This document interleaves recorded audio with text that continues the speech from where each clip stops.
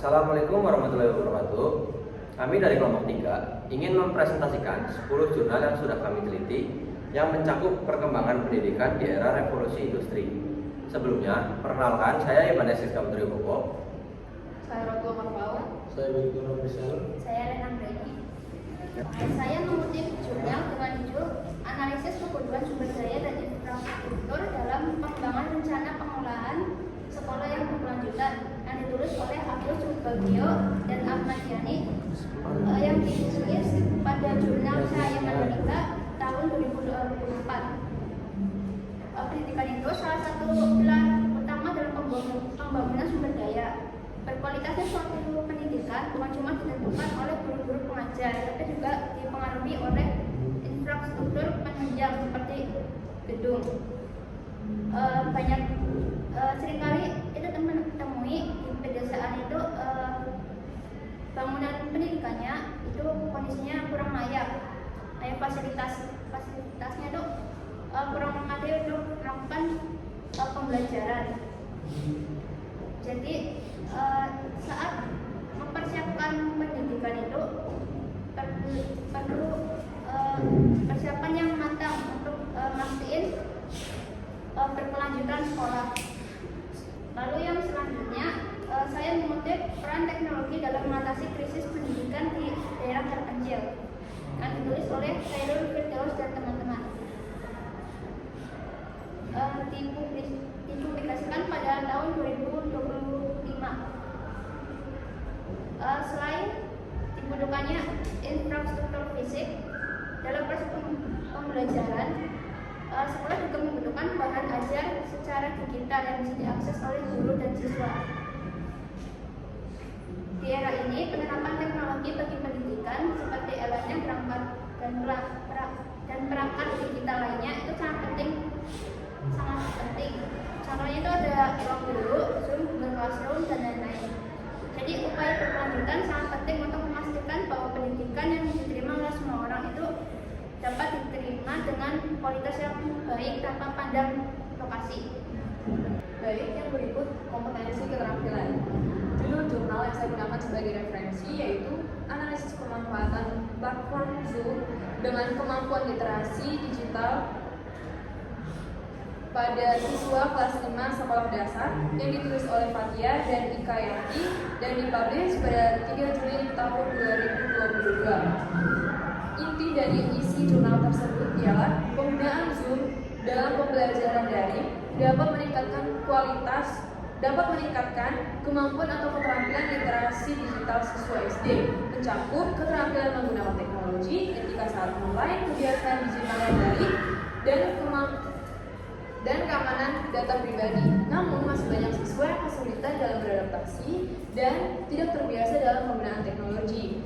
Keberhasilan penggunaan Zoom sangat dipengaruhi oleh bimbingan guru, fasilitas yang memadai, dan kebiasaan siswa dalam penggunaan teknologi secara positif. Kemudian untuk jurnal yang kedua, judulnya yaitu Upaya Peningkatan Kompetensi Guru dalam Pemanfaatan Teknologi pada Kegiatan Pembelajaran yang ditulis oleh Framanti Sancaka, M. Yakub, Iskandar dan kawan-kawan dan dipublish pada tahun 2024. Inti dari isi jurnal tersebut yaitu perkembangan teknologi di era 4.0 menuntut guru untuk mampu menggunakan ICT agar pembelajaran lebih berkualitas. Namun masih banyak guru yang kesulitan karena kurangnya pelatihan, fasilitas, dan kesadaran diri untuk mempelajari teknologi. Akibatnya proses pembelajaran menjadi kurang menarik dan motivasi siswa menurun. Untuk mengatasi hal tersebut, guru perlu mengikuti pelatihan, belajar mandiri, serta berinovasi dengan media digital yang disertai dukungan pemerintah dengan penyediaan sarana dan kebijakan ICT.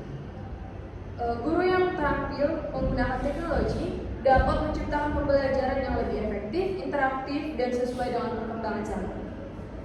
Lalu untuk selanjutnya, jurnal yang saya kutip adalah Analisis Kurikulum Merdeka dan Platform Merdeka Belajar untuk mewujudkan pendidikan yang berkualitas yang ditulis oleh Dewa Ayu Pardimano dan kawan-kawan.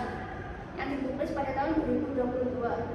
Kesiapan kurikulum dalam konteks kurikulum merdeka mencakup sejauh mana sasaran pendidikan guru dan perangkat pendukung yang siap diimplementasikan secara efektif dan mandiri. Kesiapan ini juga didukung oleh beberapa poin. Yang pertama adalah implementasi terhadap kesesuaian kesiapan sekolah. Yang kedua itu dukungan pemerintah terhadap kesiapan sekolah. Lalu yang ketiga itu peran guru dan kepala sekolah. Baik, yang berikutnya saya meneliti jurnal dengan judul Penerapan ICT dalam Pembelajaran pada Program Digital Class, Studi Fungsi, Hambatan, dan Faktor Pendukung Implementasi yang ditulis oleh Wahyu Endang Fauzi dan kawan-kawan pada yang dipublish pada tahun 2025. Penelitian ini menggunakan kerangka teknologikal pedagogical content knowledge yang menekankan pentingnya keseimbangan antara pengetahuan teknologi, pedagogi, dan konten dalam pembelajaran digital. Tantangan pedagogi muncul ketika guru harus menyesuaikan strategi mengajar tradisional ke model pembelajaran yang digital, efektif, dan interaktif. Beberapa tantangan pedagogi yaitu keterbatasan kompetensi pedagogis guru, keterbatasan infrastruktur teknologi, kesiapan dan pelatihan guru, resistensi terhadap perubahan, tantangan finansial dan manajerial, dan yang terakhir yaitu ketidakseimbangan dalam pendekatan pedagogi. Lalu jurnal selanjutnya saya ambil yaitu Strategies for Developing Teacher Professionalism in the Digital Age, Challenge and Opportunities, yang ditulis oleh Edwin Marcelina Sayana, Jeli Maria Lembong dan kawan-kawan, dan dipublikasikan pada 14 Juni tahun 2023. Jadi di bagian ini kita bahas tentang bagaimana guru bisa terus berkembang di era digital sekarang. Guru nggak cuma ngajar di kelas saja, tapi juga bisa akses banyak sumber belajar online dan kolaborasi sama guru lain dari berbagai daerah. Teknologi juga dimanfaatkan biar pembelajaran lebih menarik dan bikin siswa lebih termotivasi. Nah, lewat kursus dan sertifikasi online, guru bisa terus ningkatin profesionalismenya sesuai perkembangan zaman. Lalu lanjut jurnal yang kedua yang berjudul Implementasi Model Pembelajaran Inovatif untuk Meningkatkan Kompetensi Profesional Guru di Era Digital, yang ditulis oleh Dwi Indah Lestari dan Heri Kurnia, yang dipublikasi pada tanggal 14 Juli tahun 2023. Nah, kalau yang ini fokusnya ke evaluasi dan penilaian digital. Intinya penelitian ini melihat gimana model pembelajaran inovatif bisa bantu guru ningkatin kompetensi mereka. Penilaian digital juga bikin proses belajar lebih kreatif, inovatif, dan pastinya lebih efisien. Jadi selain bantu guru, sistem ini juga ningkatin kualitas pembelajaran di era digital. Lanjut di poin selanjutnya yaitu keamanan dan etika digital.